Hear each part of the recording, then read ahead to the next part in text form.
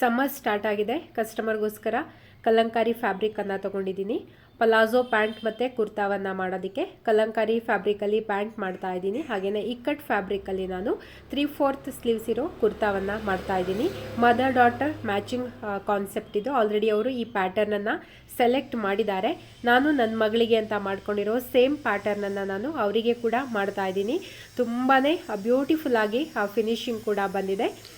Pant super ಆಗಿ finishing ಬಂದಿದೆ. Side packet ಕೂಡ ಇಟ್ಟಿದ್ದೀನಿ ಇದಕ್ಕೆ.